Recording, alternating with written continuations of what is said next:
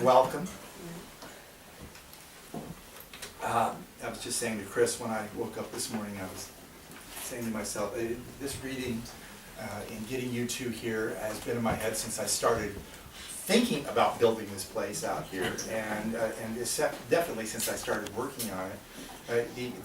By the way, the steps outside are Patricia's porch, because the last time you guys were here, before I was finished, you remember there was a step that was like this big, and both of you, and kind of me too, were creaking to get over the top of it. I said, I have to do something, so then that was another couple of months of trying to figure out. We need to get rid of the rocks. They need to be wheelchair accessible. Yeah, we'll have to be wheelchair accessible, because the city of Somerville is going to come after me. But it's a delight to have all of you here. Thank you in advance to all of you who agreed to, read, and here we are at long last. When back in May, June, Chris and Patricia wrote and asked me to blurb the book, and I received the manuscript with great hope.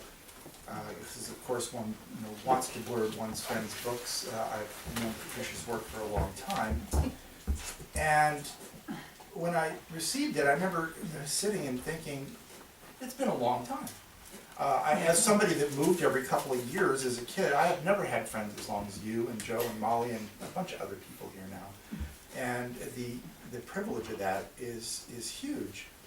And in having you come read, Patricia, in thinking about, what do I want to say, I do my Sammy Davis acting, you're close personal friends. But you're also, and hopefully I won't embarrass Tomas's godparents, and chosen with Why would that embarrass me? Well, you know the incident. You're the embarrassment. We're not going to talk about that. But Isabel and I talked a long time, because all of a sudden it was like reallys, it was not like, this, your aunt so-and-so. It was a serious choice, because we were looking at Chris and Patricia as a couple, as two artists working together, as actual real people that cared about other people.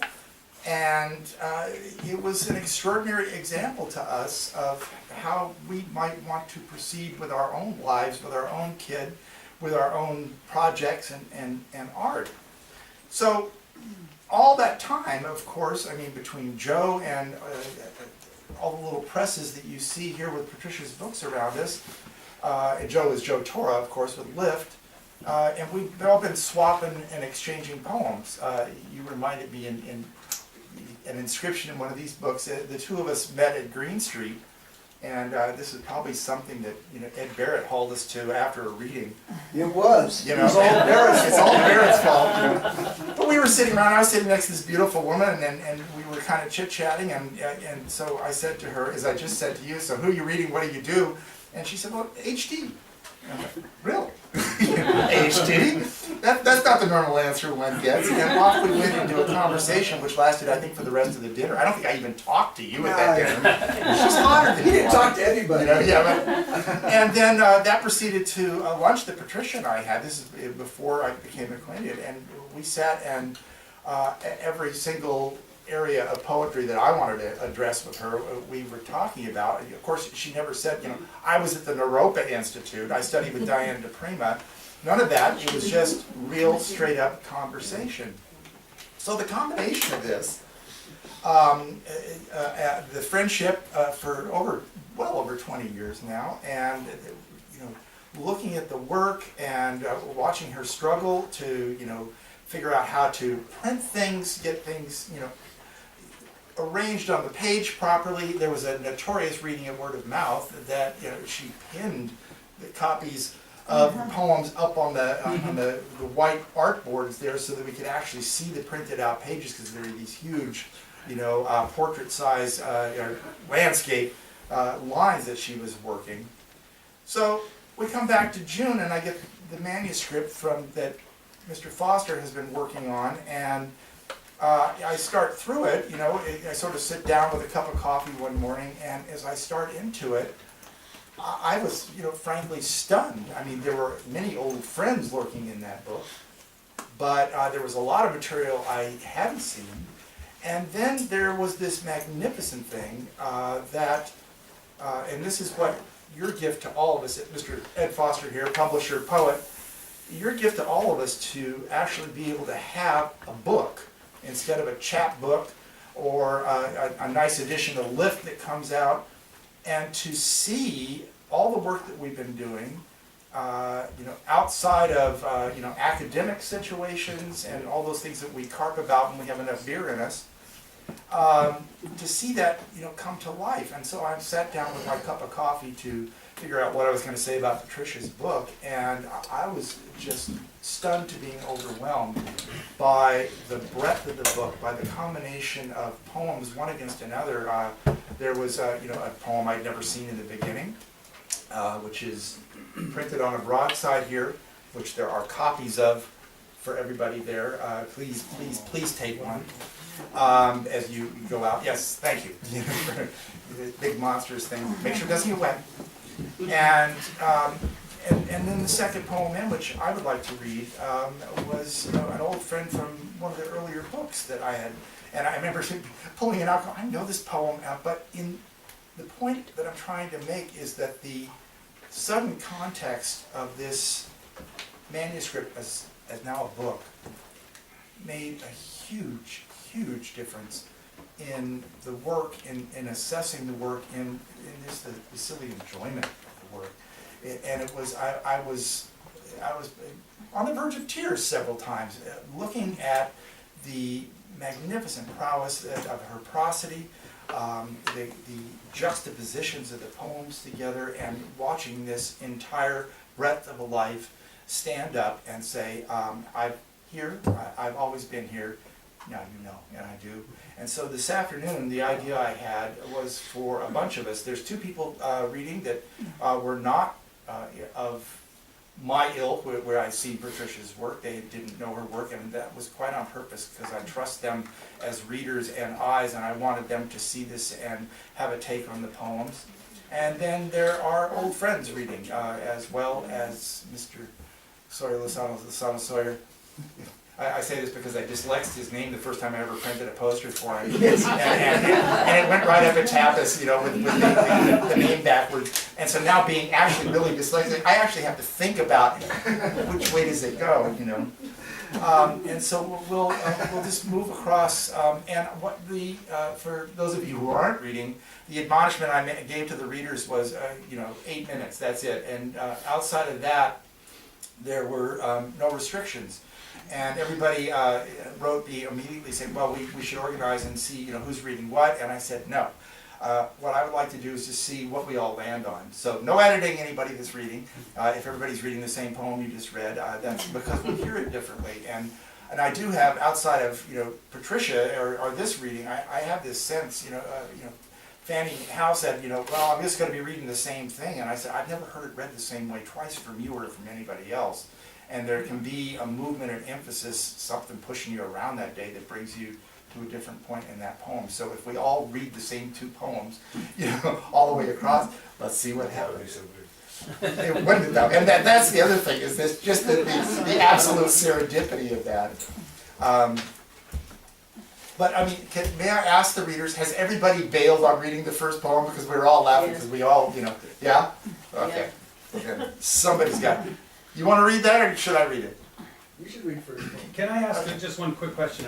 Are all the poems in the book that are going to be read today, are they all in this book? Yes. Yeah. So could the person would it be, for me, since I don't know the work, if someone could say the title, I could read along in the book, Sure. I could find it. I think we will. Is that okay?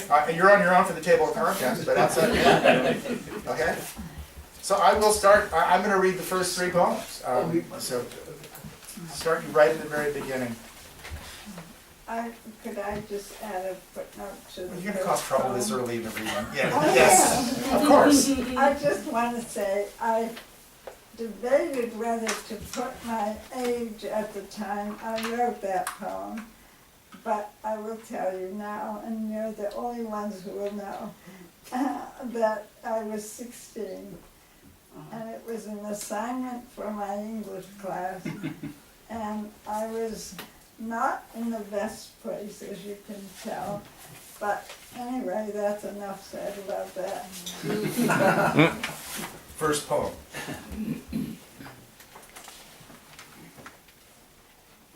O moon hiding behind dark billows, my life, like you, hides and mocks me too.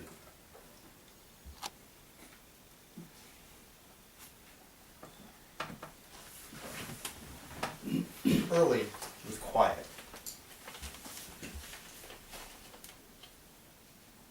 Pine shadows lean on the silver wind chime.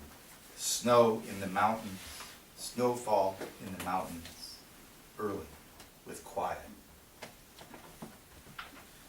Death sits in a street vendor's cart with his wife and hordes of his children, all eating apples. In the underground passage, he accosts me. I refuse. But I hear the evening sun clot black red against the great wall. And when I lived on China Hill, I used to walk down to see the lights in the harbor. Everything grew in that garden. Don't forget Philomena. My Lord, what a morning when the stars began to fall. Witnessed blue rainbows, Herring Cove Beach. I'm on the path, walking in the midst of others. I return alone. And finally, letter.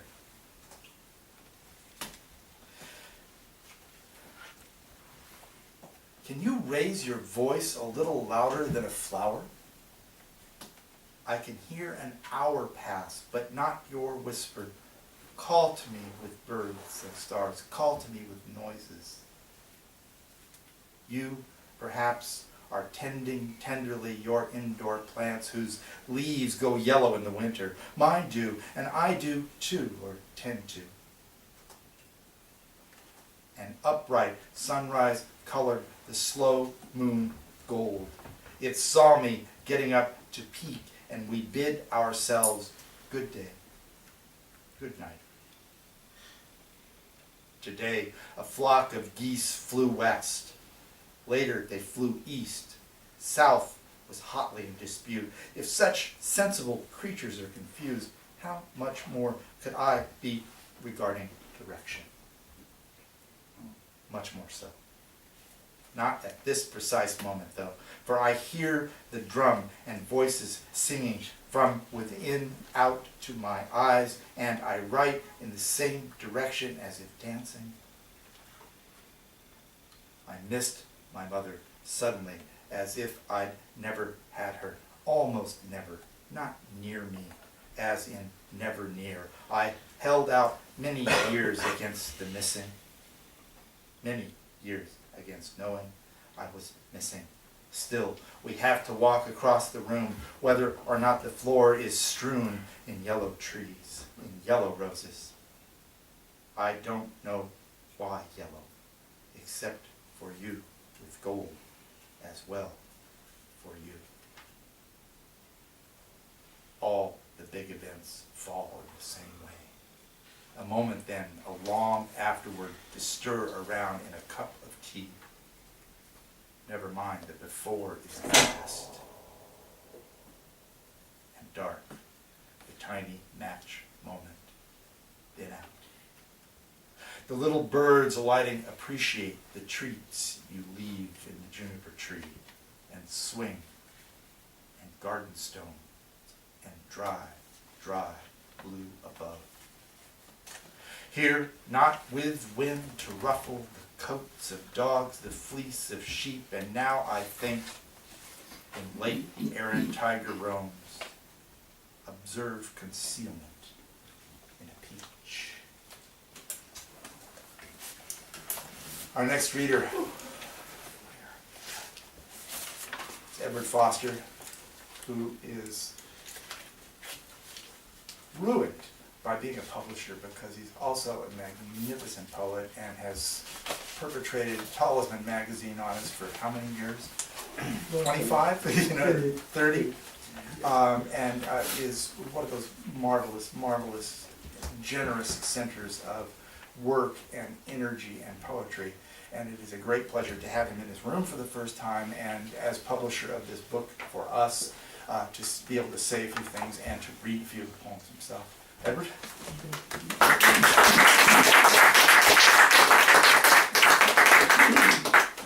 That was very kind and totally untrue. Anyway, but it's a great privilege anyway to be the publisher of so many remarkable poets, including Patricia, whom we have been friends with. Lord, good heavens, since the late 80s maybe? Yeah. Yeah. Since the beginning of Talisman. Just about, that's Yeah. right, yeah. At that time, I used to have a place up in Cummington, and every year we would get together with friends like Simon Pettit, David Landry, and so forth, and we would have a big dinner, big poetry dinner, celebrating the kind of poetry we care for, which isn't necessarily the kind of poetry everybody else would care for, up in Western Massachusetts. And there's a kind of a thrust there that continues to this day. It's kind of a feeling that poetry is something that we, I think, all share and we understand, even though we do not necessarily feel that other people who are poets are doing the right thing. You understand what I'm saying? Okay. Delicately put. So we get together and we would, have these dinners every year, and then I moved to Greenfield, and we continued them. Then we could do them in my house, and then moved to Northfield, and things have gone on and on. And throughout all of this, the point that I'm trying to make here is that Chris and Patricia have been the center of this. I mean, I don't think there are better representatives, for me anyway, of what you could call a poetry community in Western Massachusetts. I know, of course, that there are some people in this world that hear me say that and they would knock me dead. But they're wrong. They're wrong. So anyway, I give this kind of a flavor and a context for a friendship and a sense of poetry that I believe we share and we have promoted, and I think in the result, in the end, has been very, very, very successful. So anyway, so there's just one poem that I'm going to be reading here, because one of the things, strangely, and I can't explain why this is the case, but strangely, over the years, religious notions have crisscrossed in our discussions and in the people with whom we have been mutual friends.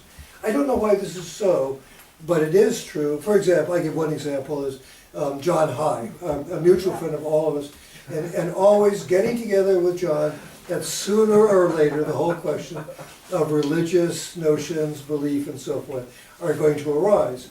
And of course, then John and I begin to argue, and I win. However, it's just really critical to our personalities in ways that I can't explain. I will say that this past weekend, I've had guests, one of whom is an Anglican, another of whom is a Congregationalist, and when they found that basically I don't find going to church a very rewarding experience, they were outraged.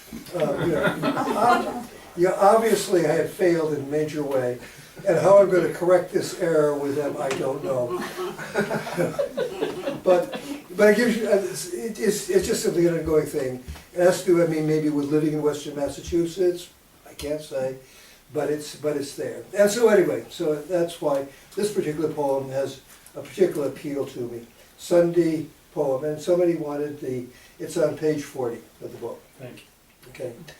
The reason I sing so hard is I don't want to be lost, left behind, far from the line. If one arrives, there's hope. If one stands on the blue, there's at least creation, if not an actual God. If one stands, there's a promise or two, a form, if two or three, that a system of sound with contrast and possible harmony, an event of the mind, for the ear, for the eye. If one arrives, then two, then three. There's something from nothing, and a joy, a finding, a foundling, legless for a length of time. Okay?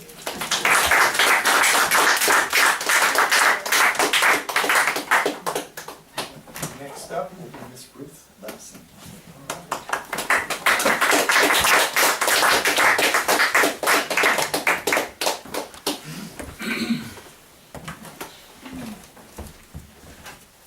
Well, I guess I'm gonna cut my reading back. Don't you dare. Well, No, no, because they both read so briefly, and also they read poems that I was gonna read, and so I think, I mean, the point I was just to. admonished you. Well, I'll see what Please. happens as the time goes on, but first I wanna say thank you, Michael, and thank you to Isabel. It's a comfort to have this place, isn't it? Oh, is it ever? Yeah, it's a comfort, and it's not the first time you've created a community for poets and artists, and so I've appreciated the fabulous readings you've had here this year, and all the work that you've put into this, including the garden, which I just took pictures of for the first time, because I thought, okay, winter's coming, and people need to know when they come back in the spring, the garden's gonna continue. And also, it's a pleasure to meet Patricia. This is the first time we've had a chance to talk to each other, and I want to thank you for your fine poems. It's been fascinating going through the manuscript and picking out favorites, which wasn't easy, and thinking of some gorgeous lines. So occasionally when I read, I'm going to repeat a line, and it's not repeated in the manuscript, but it's so beautiful I feel like repeating it, so that's what I'm going to do. And also, as I told Patricia, I decided to accent some of the poems the way that probably she didn't intend, but poetic license for the reader, so. Okay, so Stravinsky's bassoon at the opening of Rites of Spring.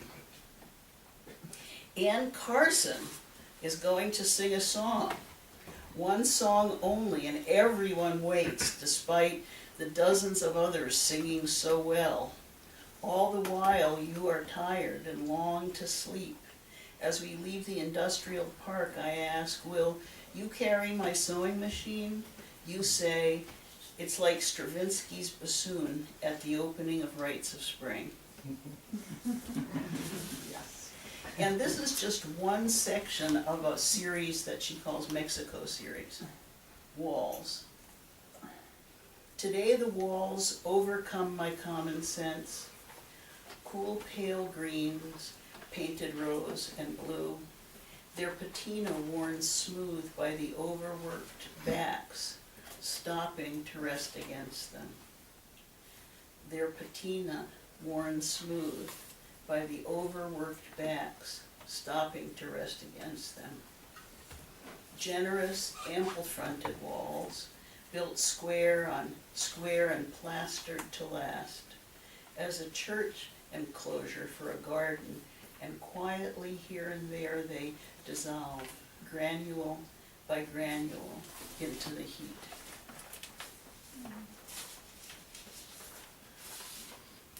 Alizarin read, you came this morning out of the blue of the 6 a.m. sky, sporting strands of hot pink cloud pearls, like in Renoir's. One almost abstract called Sunset, its pinks and blues laid on thick in short brush chops. Laid on thick in short brush chops. With that tiny dark blue sailboat, the kind kids draw. Two sides of a triangle that upside down is a bird in flight, anchored on the horizon. Below 1/3 sea, the rest sky. No red in sight except, I think of a red straw hat I wanted once for a story set on the island of Santorini. The red hat just visible from below on a sailboat in the caldera, its wearer moving along whitewashed cliffs, blue above. The story threatened to turn into a triangle with a Greek landlord, a wife, and an oblivious husband. Nothing came of it, and the point I realized was the picture. A red hat, white cliffs, and white trumpet flowers blooming at dusk, and you, turning the moon red over the caldera. White trumpet flowers blooming at dusk, and you, turning the moon red over the caldera. on the white square. A little of what we are assembles itself for use. A larger necessity than we had expected arises, and we keep the quantities small to thwart the urge to lay it on thick. The precise thisness of a teaspoonful. The unhurried abundance in a sip. Allow time to live. The unhurried abundance in a sip. Allow time to live. And make a thoughtful tasting as if we might enter by mere pacing the choreography in the shaft of light. May I just make a comment on that? That poem was written in appreciation of a gentleman visiting Ben and Judy Watkins in their house having breakfast. And he was, you know his name, W.S. DePere, and he was very careful with his food and with his choices. Remember Simone?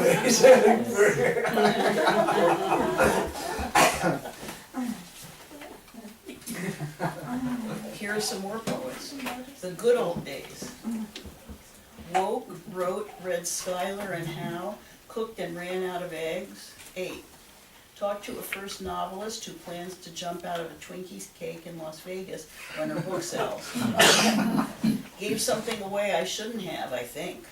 Mailed a package, cost $4, 5 with the mailer. Brought bread and milk, hoped in Family Dollar, forgot the eggs.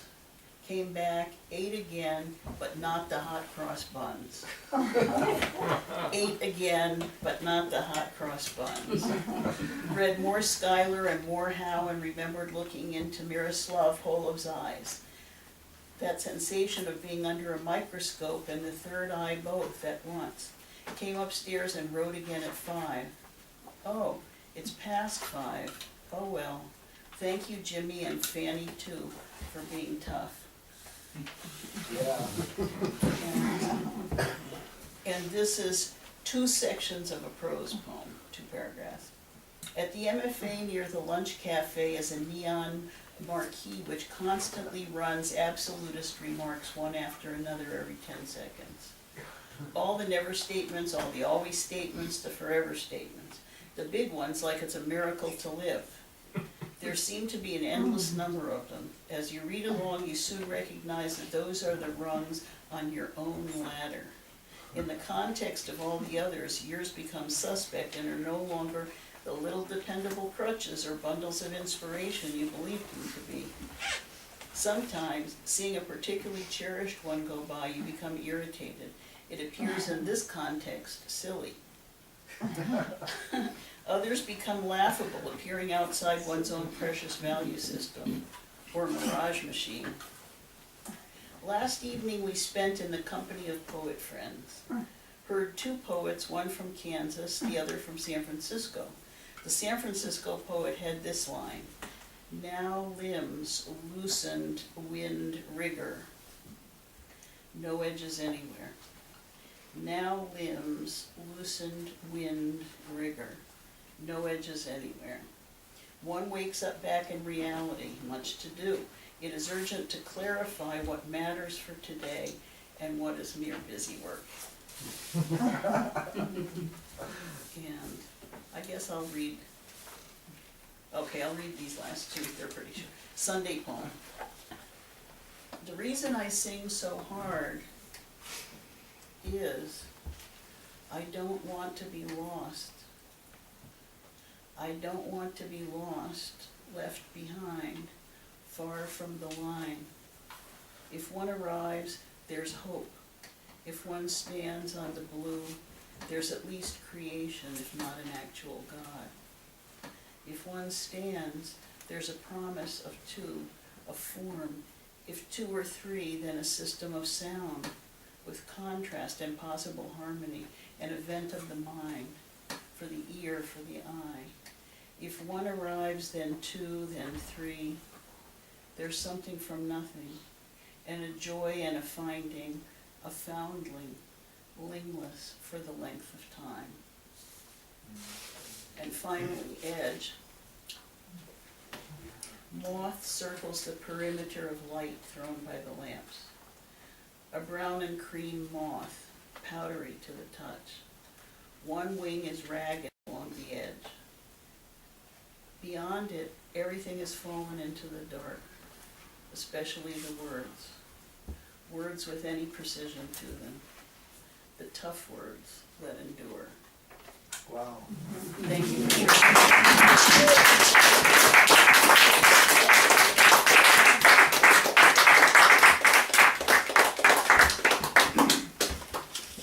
Ms. Pinto? So, some of you that know me, I don't usually do this, but I had I to. know So bear with me, please.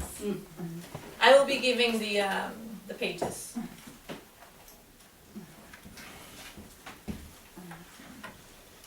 Page 56. Inside, outside. My own crosses both and is crossed with others, and the all inside when my out is outside, when in between is not. Shatterproof, but shattering into tributaries, further and further inside out. 2 is the number of my house. Everywhere the in and out go in and out, and inside out, and outside out, back in. Page 58. Not possible. It is not possible to think non-duration. The one can say it and know what it means. I'm gonna have to read this one again, like Ruth, because I was like, wow. Not possible. Listen, it's really cool. Sorry. It is not possible to think non-duration. The one can say it and know what it means.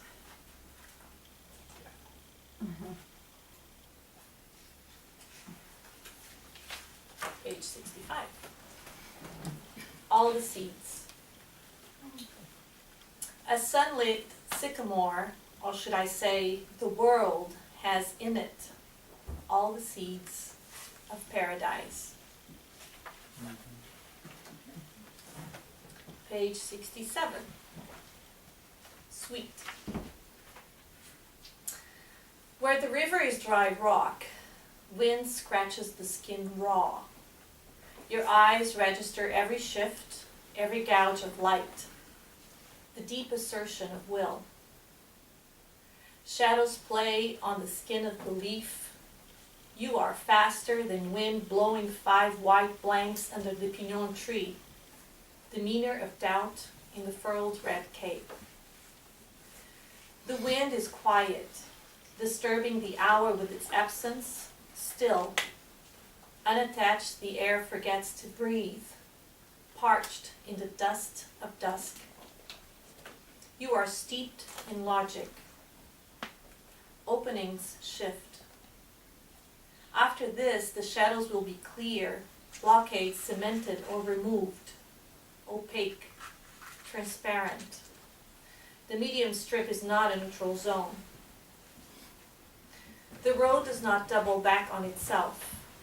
The wind blows away the house of birds in the high country shadowed by hope.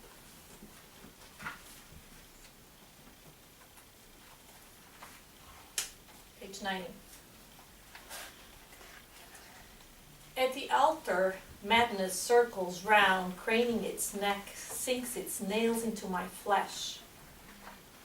I cling to the wrist of a hand, holding your knife with a lion carved on the handle, my father. I cling to the beauty of my bridegroom, who tends well the candles blown out by the wind. I cling to the shame of my mother's hands, helpless in prayer to Artemis.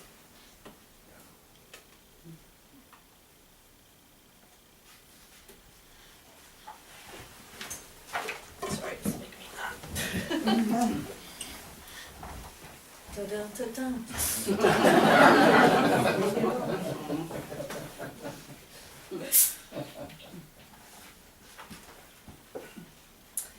The father, the chief, when its authoritarian life sinks like an oar into his family which says nothing. Henri Michaud, correct me, I don't speak French.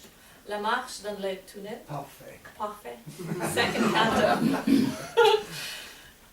Face to face learning who each is, learning they are not who she thought.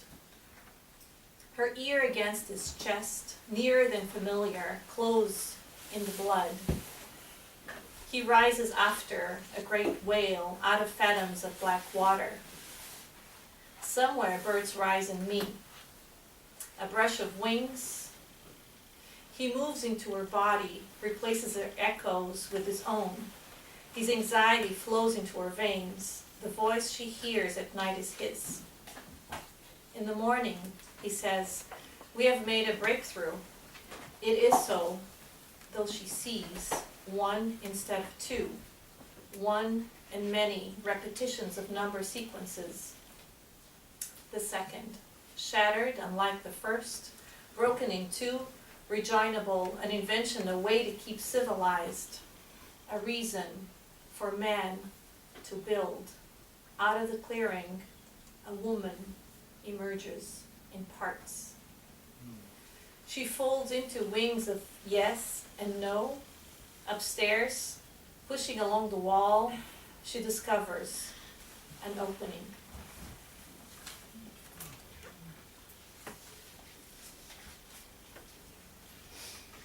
Sit down. Let the morning go round and round the rotary. Reassurance in motion, relocation beyond the here and now. North is the hardest direction to face, for there lies true light.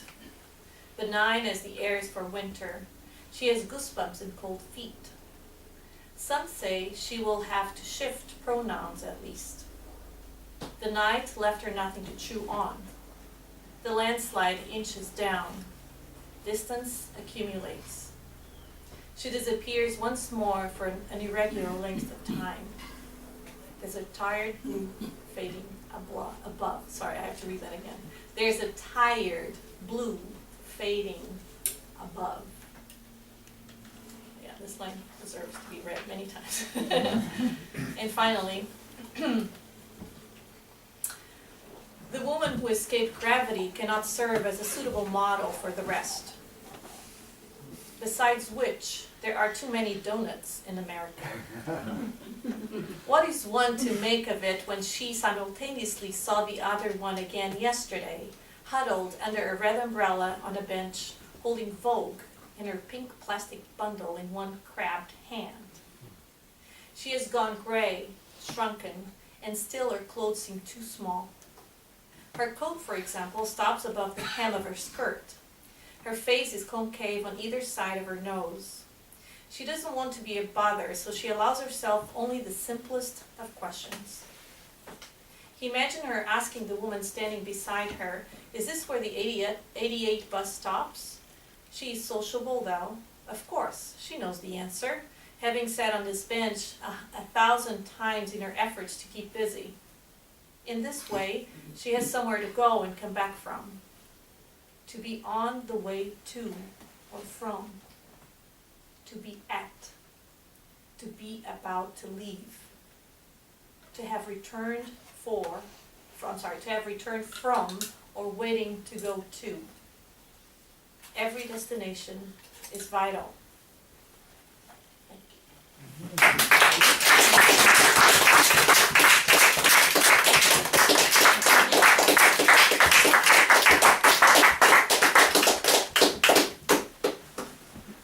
Please welcome the voice great within us, Mr. Edward Barrett.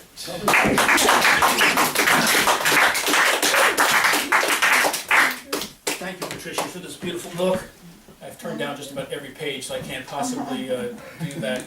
I was looking for a line that Patricia had written in another poem I mentioned to you earlier. When we were at Dali, Chris, Right. Patricia, me, maybe Jenny, I forget, Maybe, and John Ashbury, they were very slow getting our food. And And this, Dolly? yeah, this is the sit-down part, not the. And this meant ordering an awful lot of booze while we waited for our. like a bottle each. Yeah. I have Drinking it. I have a feeling there's a margarita in there somewhere too. And in a very uncharacteristic way, Ashbury at one point he put his hand on the table and said, "Where the fuck's my duck?" Patricia had to write it in a poem. It's here. Oh, is it there? It's not in that collection. Go ahead. You might as well. Spring duck. For John Ashbury.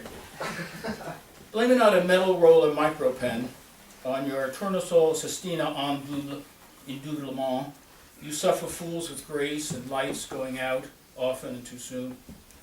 The ice cream is too frozen to serve. We must wait for spring again, despite all we know, who've been around the block a time or two. Be back in apple blossom time, you say. O'Lara, O'Hara, Oyala. All's unknown, and in a yellow restaurant you exclaim, "Where the fuck's my duck?" And later, a hedge of sunflowers grows up in the old rose garden.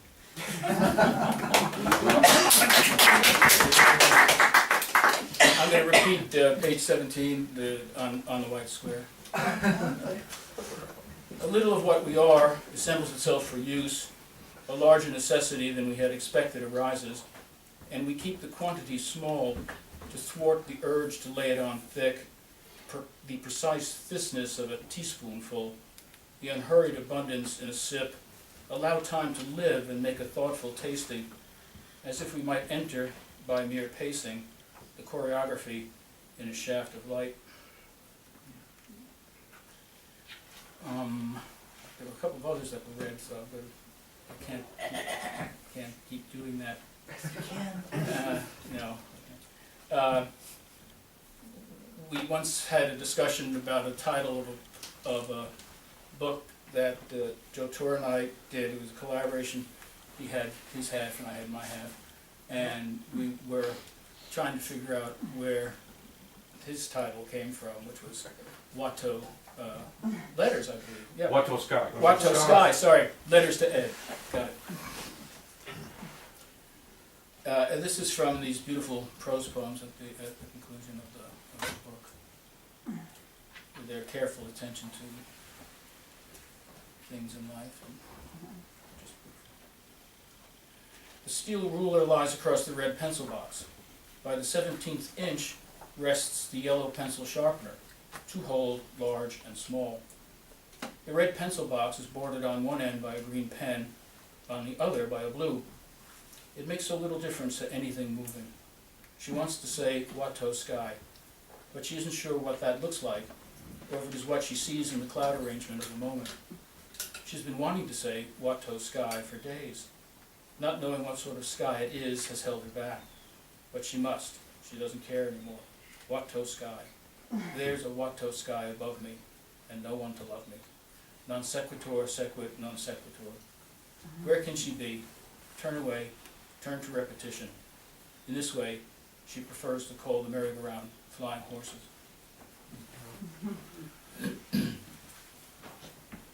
Now this is page 128. The fire, all kindling and no logs, pops and spits, crackles and shots go off in a rain of sparks. Night is upon her, a short respite from her daily sylves. In front of the wood stove named Resolute, she is so resolute. Resolute. Decimation of syllables like fire cutting, popping, biting through poor scrap wood, resolutely burning. Get off the ground, round up some other fish to fry. What do you see in the fire, and where? In the high citadel, above a hillside of olive trees. And finally, these are really love poems throughout the book. Patricia loved people, life, everything. And I didn't realize until I read the back that you had studied Greek. Oh. And my favorite Greek line in Greek from my favorite ancient Greek poet, Menares, is, I remember, "Tis the bios to detepnon aterhuses Aphrodites." What is life? What is delight without golden Aphrodite? Yeah. Okay. Cars circle the rotary. Dinner is ready and waiting somewhere. It is time to put on the headlights. Rocks are cooling in the shadow of the house. The Spanish oak has a palsy. In the lull between cars, the birds and the snap, twap of the football being caught. The hum of the cars is soothing, blanketing other sounds. As it grows later and darker, all that will change. The whole thing will go faster and louder. Pink stretches in long bands over the black-green trees, and a car turns slowly into the driveway. The outside will come in, crepuscular. Thank you.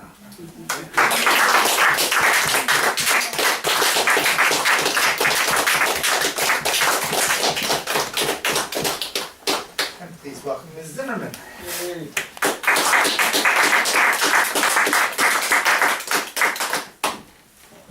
Well, when Michael first approached me to do this reading, I had never met you or seen your work, and I've been living with your poems and their inner beauty for months now, and really enjoying it, but I did not see this beautiful book and cover until today, and I imagined this, so it sort of came out of your words. I feel like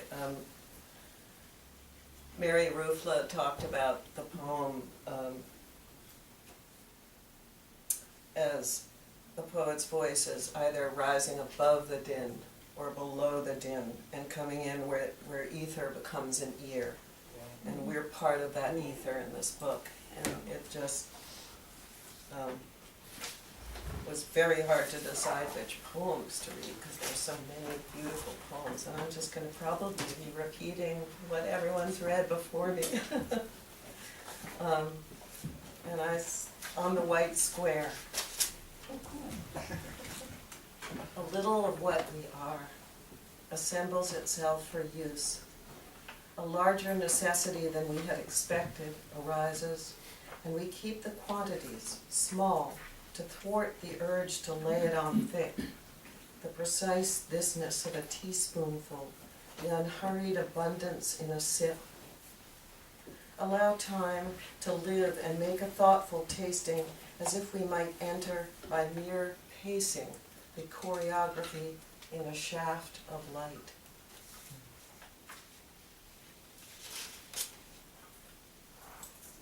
Letter. Can you raise your voice a little louder than a flower? I can hear an hour pass, but not your whisper. Call to me with birds and stars. Call to me with noises. You perhaps are tending tenderly your indoor plants, whose leaves go yellow in the winter. Mine do, and I do too, or tend to. An upright sunrise colored the slow moon gold. It saw me getting up to peep, and we bid ourselves good day, good night. Take a flock of geese. Today a flock of geese flew west. Later they flew east. South was hotly in dispute. If such sensible creatures are confused, how much more could I be regarding direction? Much more so.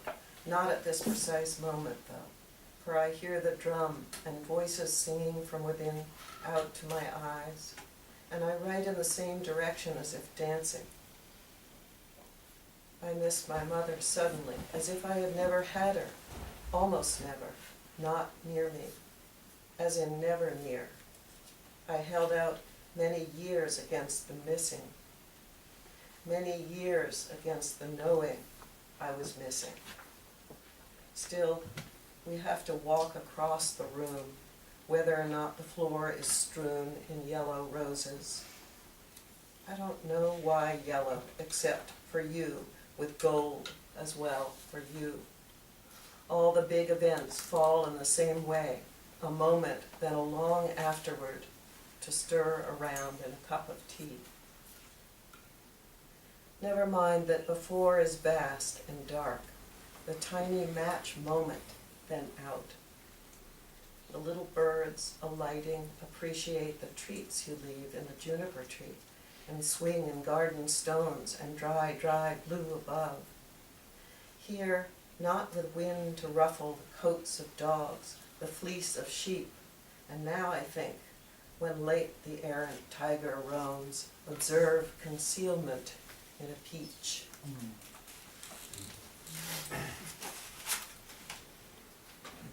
I saw the geese fly east and west on my walk this morning.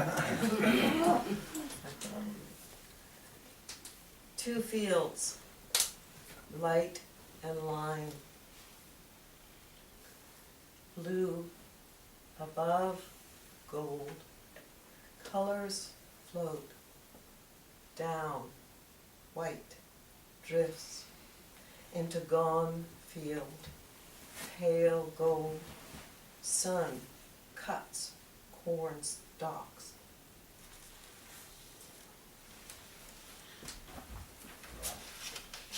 Four from Variations from the Red Room. 1.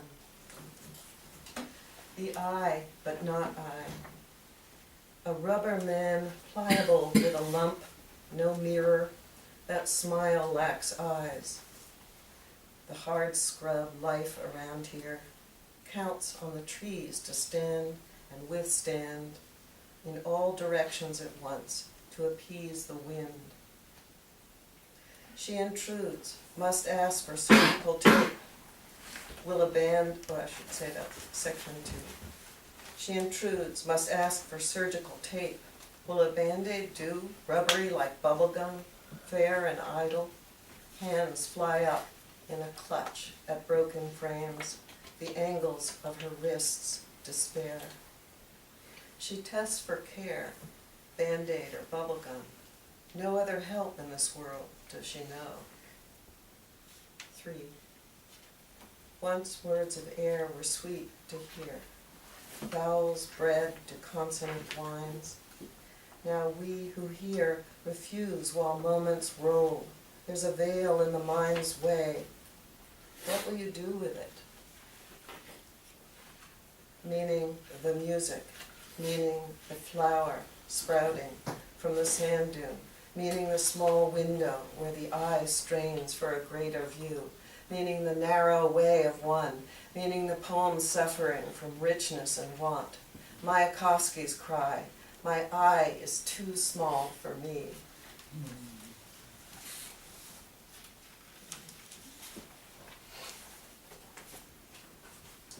Inside, outside. My own crosses both, and is crossed with others, and the all inside, when my out is outside, when in between is not, shatterproof, but shattering into tributaries. Further and further inside out. 2 is the number of my house. Everywhere the in and the out go in and out, and inside out, and outside out, back in.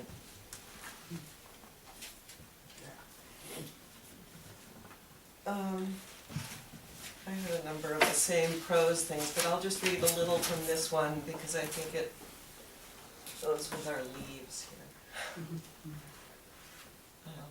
There are many letters in this book, and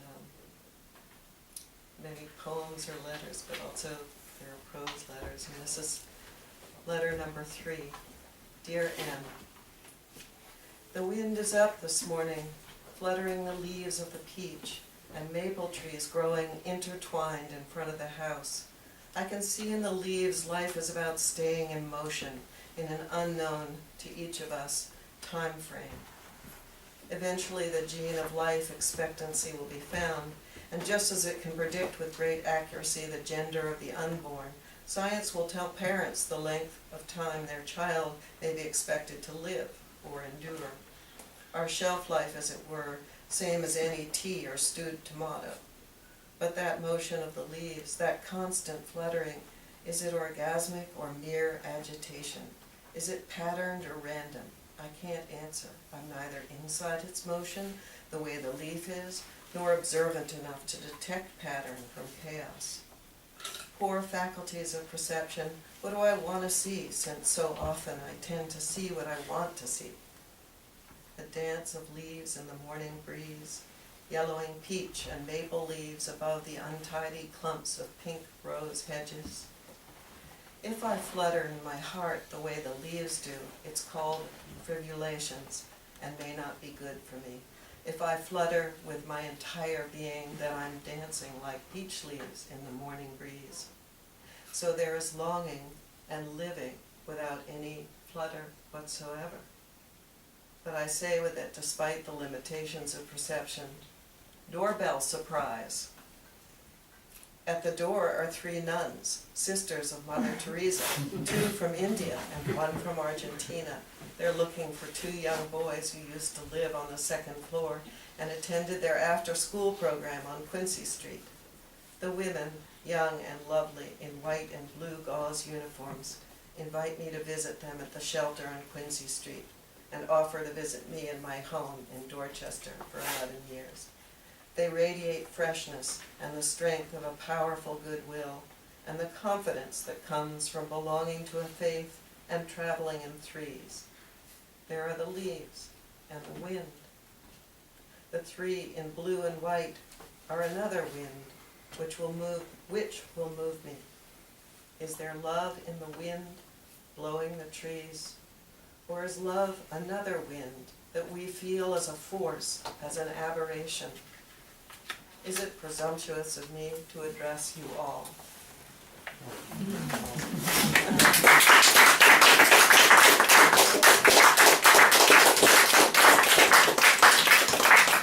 Ms. Lisa?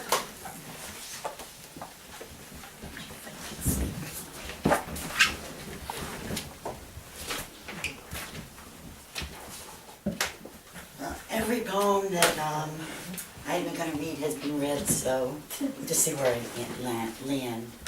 And I want to echo all the thanks and appreciation for the work in this book, because it is truly breath.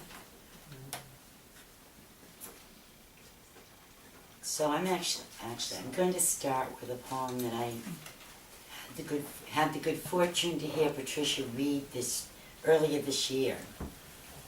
And she has a kind of interesting story about it, but I'm just going to let the poem speak. Attempt, August 28, 2001. The last mark, the red mark, was decisive. It don't say obliterated again. Start over. The last mark, the red mark, was decisive. It hit walls and sidewalk. It fell from the helicopter propellers, dripped out of the concrete into the bulldozer's maw. It became the sole color, day and night, a kind of red weather, and not decisive. It was not decisive. Start again. The last mark, the red mark, created red weather, day and night. It was the sole color, a sort of rain or fog, enveloping cafes, graves everywhere. No one could make it stop, not the ones with power.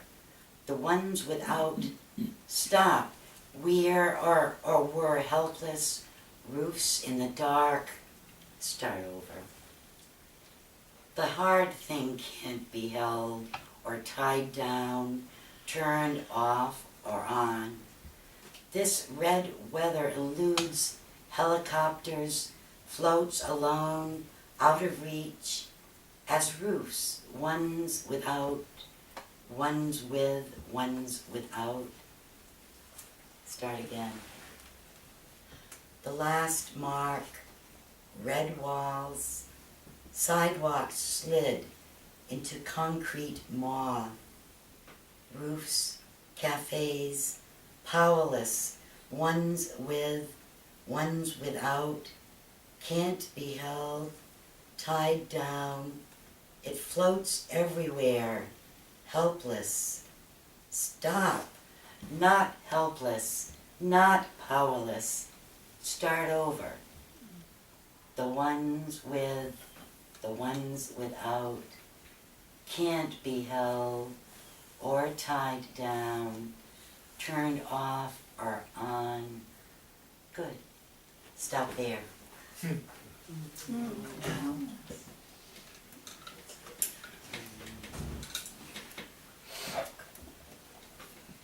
A variation on edge. Moth circles the perimeter of light thrown by the lamps. A brown and cream moth, powdery to the touch. One wing is ragged along the edge. Beyond it, everything has fallen into the dark, especially the words. Words without any precision to them. The tough words that endure.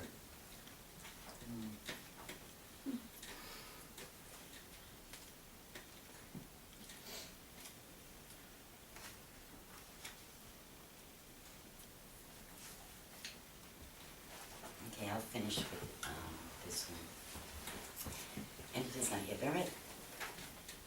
So that a decision could be made, the decision could be made, the way ahead charted, out of night into day, night into day, out of time into travel. A decision could be made. Is it late? Are we late? A way ahead charted, beyond all impossibility, out of time into travel. What remains to be seen? Beyond all impossibility, or an alternative created. An alternative created as if the sky did not rain. As if no one was lost and the sea was not rising. And the sea was not rising, churning water and salt. Off in the distance, what remains to be seen? Had a decision occurred? Did a boat set sail? Off in the distance, it had seemed far away. It had not seemed real, as if a sky did not rain. The way ahead was charted, as if no one was lost. And the boat set sail, churning water with salt. It had not seemed real, beyond all impossibility. Off in the distance, what remains to be seen?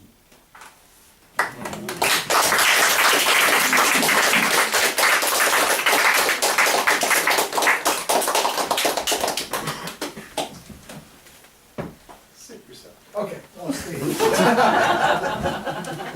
I was hoping to get into a cozy chair. but- Yeah, sure. I just wanted to let everybody catch their breath for a second. Thank you. And also, I wanted to point out, introduce, and thank Lianne Noddin, who's sitting, working here by my printing press, for her installation of these magnificent drawings. Yeah. I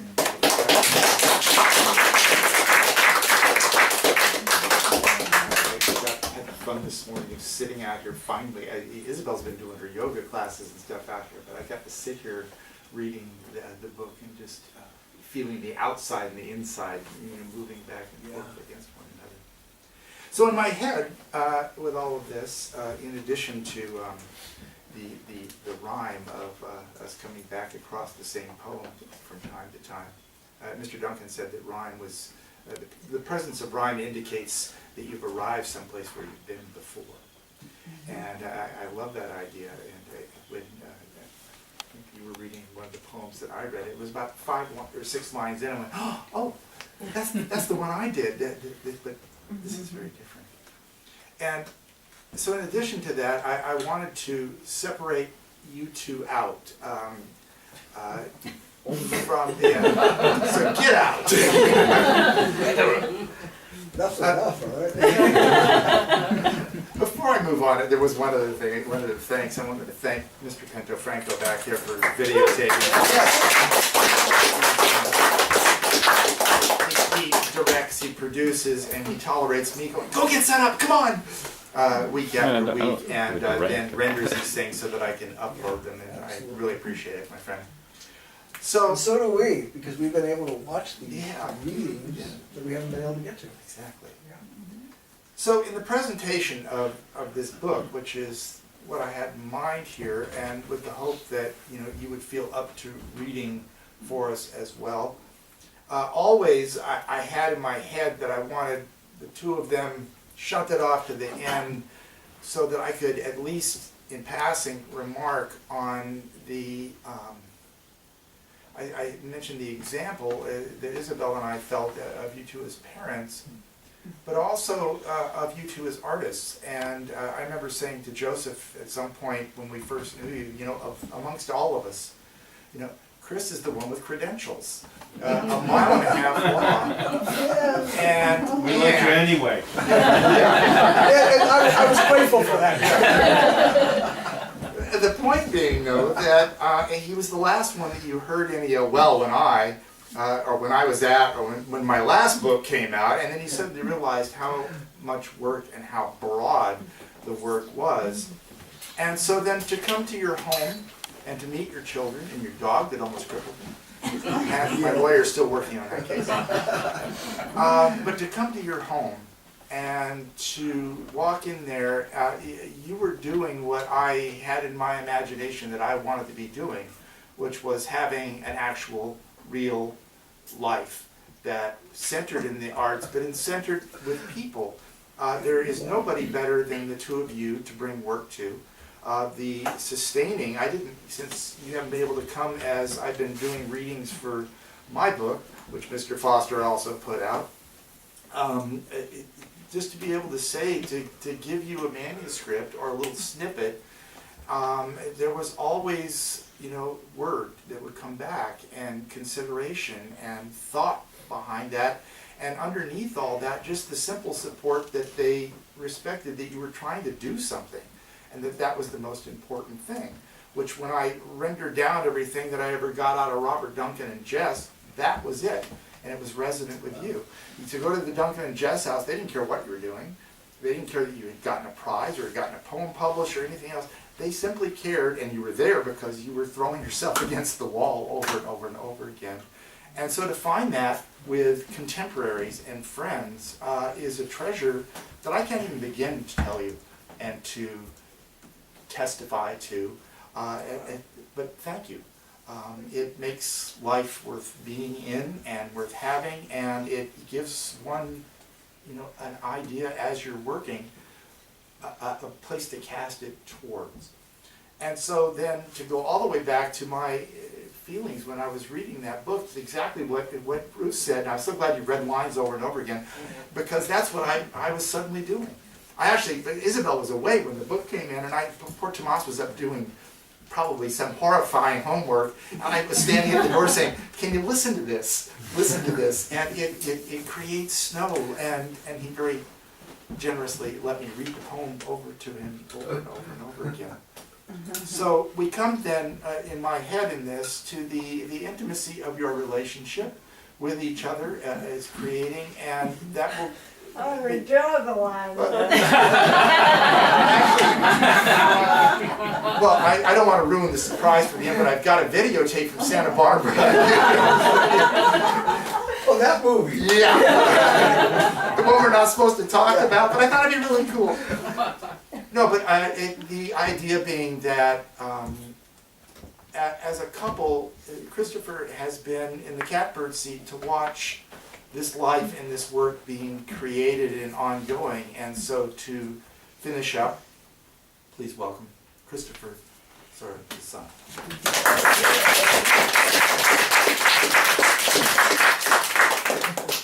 Thank you, Michael. Thank you, everybody. It's really, it's very special to be here. Huh? No, I'm gonna sit here. Michael wouldn't let me go up to the comfy chair. I will too. No. You deserve it. You earned it. One thing, can you get him on camera? It would be easier if he sat in the Go to chair. the To the chair, go to the chair, go to the No chair. one rejects the comfy chair. Okay. Oh. Well, I will say that for 46 years, Patricia and I have been collaborating. And it was truly a pleasure to work with her putting together this collection.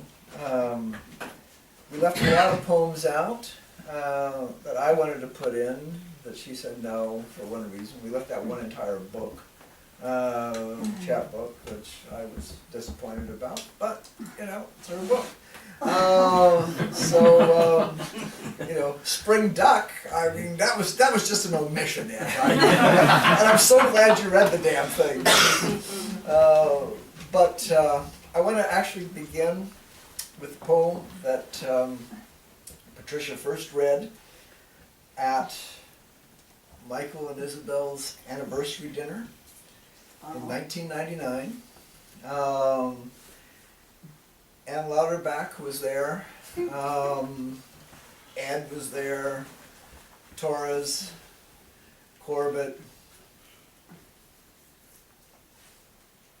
Ben Watkins, Ben Ben and and Judy, Judy, Tom, yeah. no, and Tom and Katha. It's called Full Moon at Year's End for Michael and Isabel. Tricia got up in the middle of the night, 3:30 a.m., January 1999. To offer, for example, a ray of light, beech nut from the long gathering and for the third term, a staple, cotton, and joy of clementines from Spain. To hang recipient in a picket fence, a round of seconds, hear the altar, hear the wine. To offer up once more the passage crossed to scrutiny, to saying its cost and what abides, delicate and able, a light to meet what coming dark. Recipient of grace, recipient of time, recipient of love, lark that sings in an always spring. So,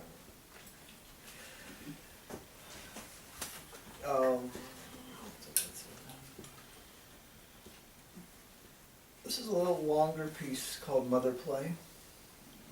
There are a couple plays in here. Mother Play in verse. But I want to read this one because it's, I always just liked it. Mother Play. A little house is in the woods, a wooden house is in the woods, in sun and summer, in sun and all of summer. Sticky sides of house and burning sun of summer, burning skin of house in sun and summer. I am the man, I am the father, I am her father, she has a father, I am hers, I am the man, I am the father in the sun, sitting in the hot and sticky summer. I am a father being here, a father being here, being something, being father in shining quiet summer. I am the man who is the father of her the daughter, coming now outside to play in the shining of the summer.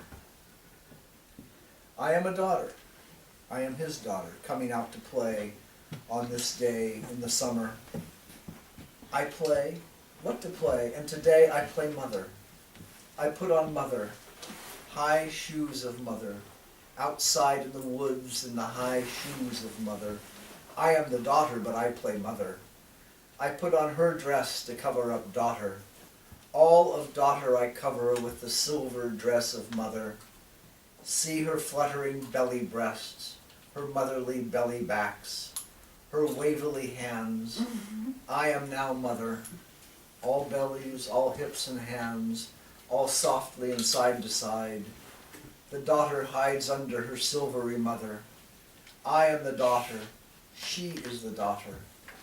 Now playing mother in a flutter and shimmer in scuffy high mother shoes. I am the mother, you are the man, not the father of a daughter. I am the mother now, you are not the father now. You can be the man, you are just the man. I say no as a mother to the man. I can and I can. I say no to you, man. with my fluttering belly breasts, my big bossy belly backs. I say, go away. You are the man, I am the mother. I say no to the man. I run from the man in floppy, fast mother shoes. The mother is me. I run round the side of the house in the sun, round and round I say no. Round and round I say mother. Round the bright sunny side of the summer I play mother. See here, little daughter, I am the father. You play the mother, but you are still daughter. I will take away this make-believe mother. I will take that away, the silver and shimmer. I am the man and I am the father. Take off the mother dress in fluttering shimmer. Do not say no, I am the father. I am the man, she is the daughter, the other is mother. Daughter and mother tell me very often no. A man is what I am. She is the mother. The other is her daughter. I am the man. I am the man. Not much the father. I sit in quiet wood where once a father stood. Some are gone from the sun in the hot sticky summer. Two are gone from the shimmer from the sun of the summer. Two are gone from the big scuffy mother of summer. She, the daughter, does not play in the quiet little sun. The father is not there being father to the daughter. Only one now for three. Only one now for three. Where's the mother and the daughter under trees of the summer?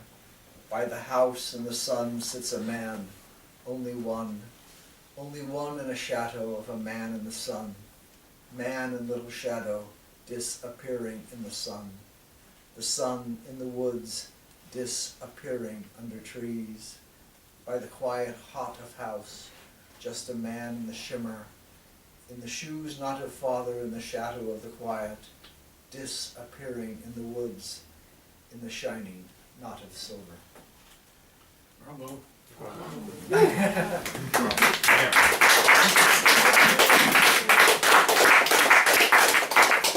going to finish off with a piece called Octave, which I take slight credit for. Because I had done a series of drawings for John Lombardo's magazine Key Satchel for the cover.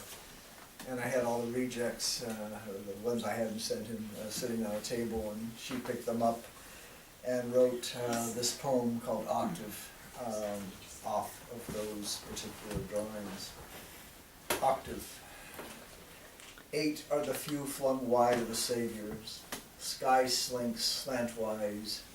Days envelop ate, and praise. Signal flight in some small way.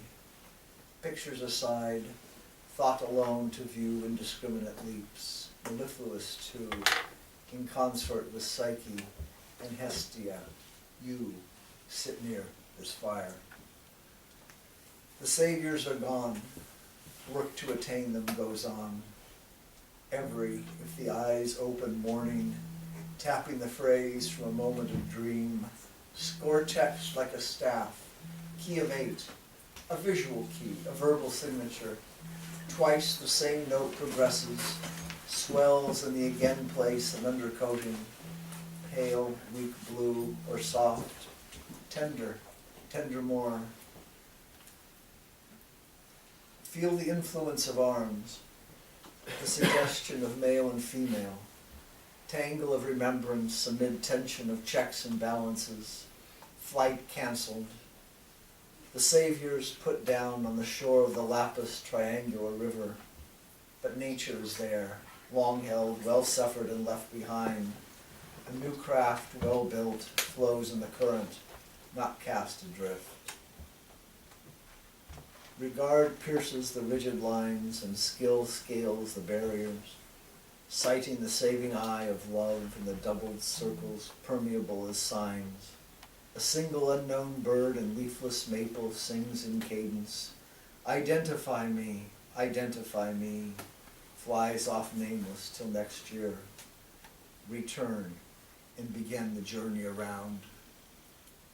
Act of saving in common with finding and learning, gives what was lacking till now, jubilance promise close on, holding out to give the real weight of it. The 8 times 8 attempts to save, to find, to learn what lies beneath, the end of patience so near, so nearly passed into despair, staving it off this long. Against the darkened window, darker lines lean of the trees, sparkled in snow dusting. A natural speech, as in love or other extreme states of being, inspiring, as in a corridor of moths, form flies out of great confusion, language shortened, nearly crude.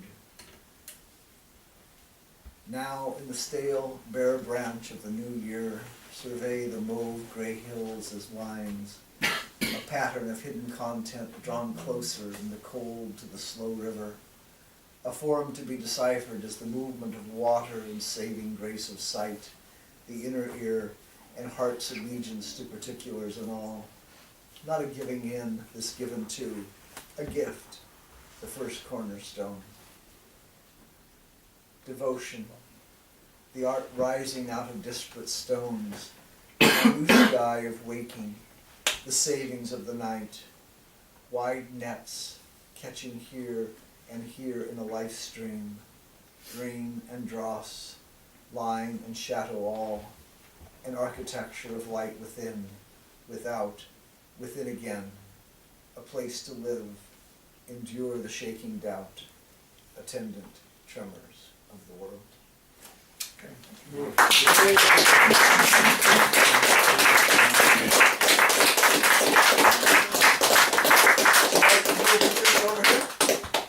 Sure. Yeah.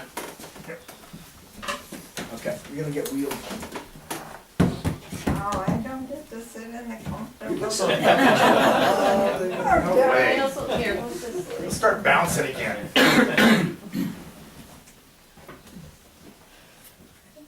This is yours, right? Oh, That's that's Ruth's. Okay. You all can cover your eyes if you don't like the sight of people who can't walk very well. Because I want to go in the chair. You wanna go in the chair? Okay. Then go in the I chair. agree. I agree. Let's put you in the chair. You might as well get the comfy chair. I know, this real I know, it's a has real relief. a After sitting on metal that hard. underpinning that I'm getting too familiar with. You got this.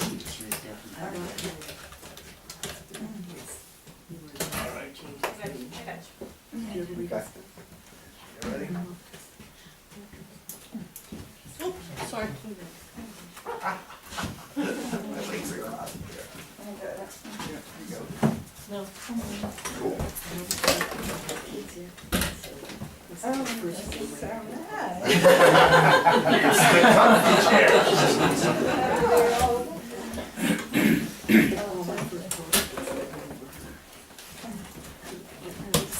Now we gotta work for the camera. Is this good?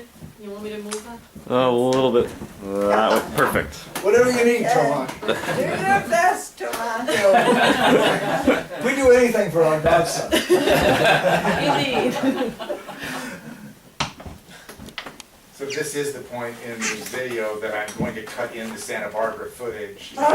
You're not gonna cut in anything. I don't think you even know how to. Yeah. Final cut with the Techno direct. style. There'll be multiple It's versions. probably on the internet already. Knowing him, yeah. We're all gonna look for it anyway. Apartment 13.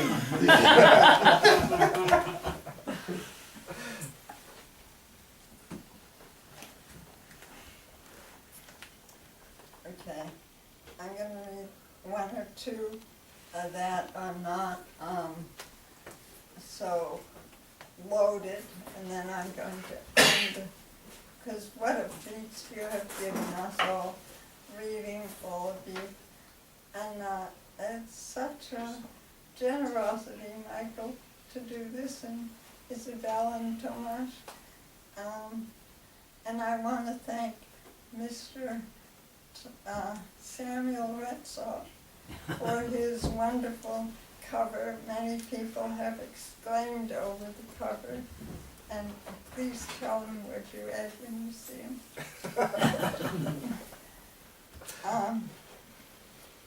So this one is called Many Syllables of People. There were no dark crypts, no burial vaults, no shattered passages in the sky, creating a floating, unworldly state of mindless piety. Perhaps for the lack of a better word, bound to mutter rainbow, a sensation of light, assigning hours and tables silently to generate a powerful stream. I did not know what it is like, but I could feel many syllables of people capable of self-deception. If a great chord enacted for the first time its true purpose, oh God, this will take me an hour to find. Let me see. I didn't, I got it. Okay.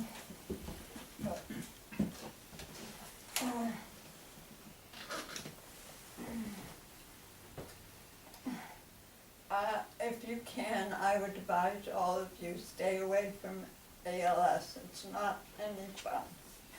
It's the only good thing you can say about it is it doesn't have any pain attached to it, except for your mental state.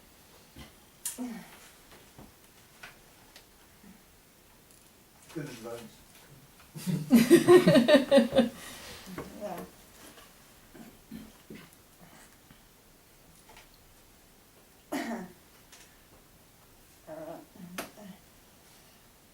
I'm gonna be the laziest reader, I guess, because I'm gonna go right to what I wanna read most.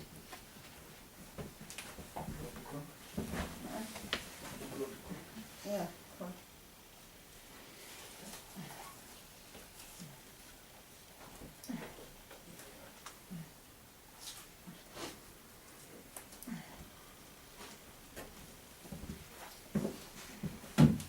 This is called Court, and I wrote it for my brother.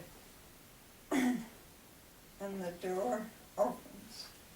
Over the lake-bound hills, pale gray clouds streak the blue cover. The revamping of the bridge, constant diagonal over the river, the little view, its witness, the window witness, a condition of rhythmless presence. Chris, could I have some water? Sure.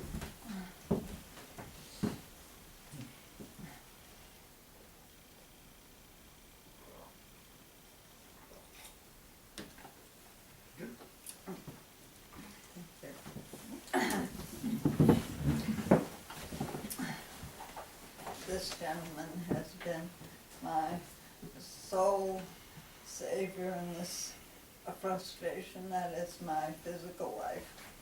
And I can't tell you enough how I appreciate him.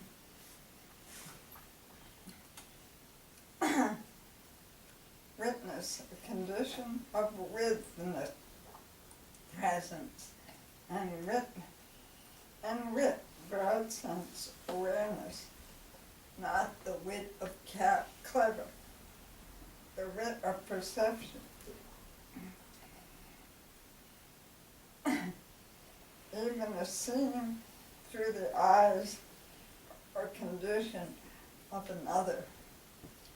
The hills rounded under brown leaves fall through air and light. Wherein gentle rest will naturally, effortlessly even properly circle into solstice. Writing is a variety of writing, visible not only in the letters, curvatures, in their snake-like crossing on the black cold page, but visible in its absence as long, tortuous time between one line and the next. When you announced the sensation of your inquiry, you join the gallery of those who cease, those who cut off the other from the face where faith held it. Too much was asked, in the way we ask too much or too little of ourselves. Not to explain, we know and we don't know simultaneously. All things at once come in, yet evade. In that way, would you read this? Because I'm losing my ability to breathe and read at the same time. And that's not good for you to hear. Okay. You want to sit here? No, let's all just stand. Not to explain. We know and we don't know simultaneously. All things at once come in, yet evade. In that way the hills were green, then gold and red, before they rested into gentle brown decay. Not an elegy. A grieving for joy it is, and sadness that it will fall down around others like leaves on the rounded shoulders of the hills. Your regard cannot hold it all. Though you cross barbed fences, speak with the tongues of the ancients and the ones not yet here, in all the words and all the vocabularies, spoken and unspoken still. Form is often pleasing to create, but form is not more than a system of order in a vast universe of barely perceived orders. It is not a big idea, or big enough idea. Cork dries out with use and crumbles away into cork dust. Such a transformation takes time. In that sense, we are cork-like. The gesture of the paper, the drag of its surface under fingertips calls forth these lines. They promise to deliver the hand the secret language to be traced between the pen tip and the paper, that the paper is suggested is ready to lay down its meaning. These first words, lines, so much more to desire. Desire is witness of itself and its objects others. To that degree it is exclusive, discriminating this one from another one, and decisive, perhaps even uncompromising, even unpromising of any but its own satisfaction. Every book is an object of desire. Every color of the rose, every beauty, every morning sunrise, the first star, the wish wished. In these cold temperatures, a fly seeks survival in a house, flies and buzzes around, seeking an out. A window rattles in the chill breeze. The fly travels the closed, cold glass. A morning when the cold page wins. On a day the call comes, not an emergency, but a must call back sort of call. Behind this call are countless others, circumstances of concern requiring swift response. Years of such calls, years of response.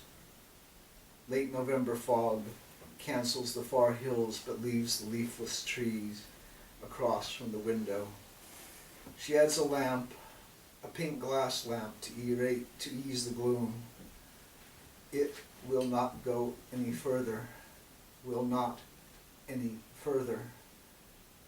So ends the afternoon quietly in fog, the tree reduced to 3 boughs, lost the others to the dark, gone from the window into night. Again, again, ongoing preparations and foiled plans, plus letting some things go as if left by the wayside. What abides and what counts as lasting or lost, any more or any less, not least is the sunlight, seeking the diamond moment, the star in the clear winter sky. What a flux, mutability transforming the inner shifts and understanding of love. No easy rhymes, no guarantees. Too sweet for Joe. You teach us pronouns no longer matter. Each and every equals all, though not without difficulty. All efforts to achieve security give no protection, only temporary ease. Late morning, the vehicle carrying the PA system travels the streets, repeats a test consisting of 4, 5, 6 over and over. There's no further information. The day is therefore quiet without further information. Maybe, Joe, you made a count down on your final night, waiting for your children to arrive, to tell them it was over and what to do. Then your eyes looked up into the first light in the window and you took the final breath. You went quiet, the way you always walked. Your doctor called you the brave stoic, for whom everything was clear. One spring in Portugal, seeing cork trees gnarled with age and imbued with a presence such that venerable seems called for. Up close, one feels respect, and is quite pleased to do so. Austere morning light creates distance in powder gray and blue. The lamps sit still lit on the bridge, do not penetrate this distance. Can we say beauty is complete? Out of the fog the sun will come.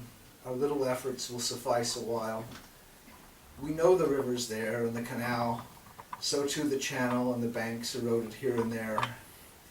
This isness is somewhat secure and will suffice a while.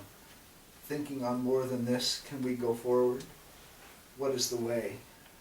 Can any of us say? The garage below is still for sale.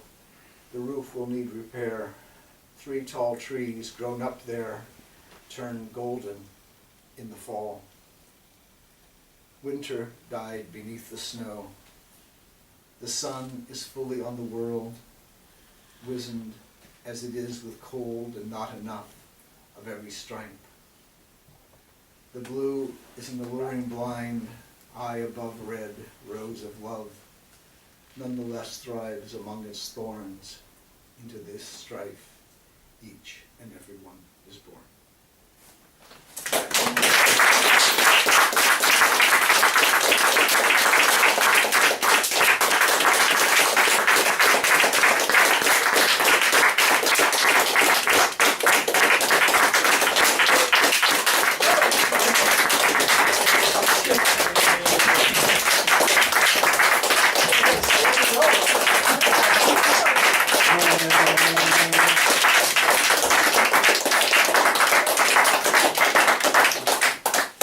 Thank you so much, every one of you. Thank you. Yeah. Thank you all for coming. Folded chairs, have wine, coffee. Something to eat. Thank you. Thank you, Michael, Tomas, Isabel, Welcome. all old and dear friends, new friends.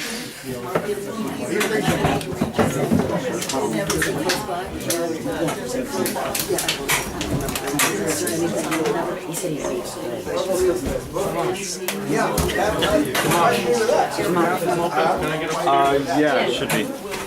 You wouldn't be there without that.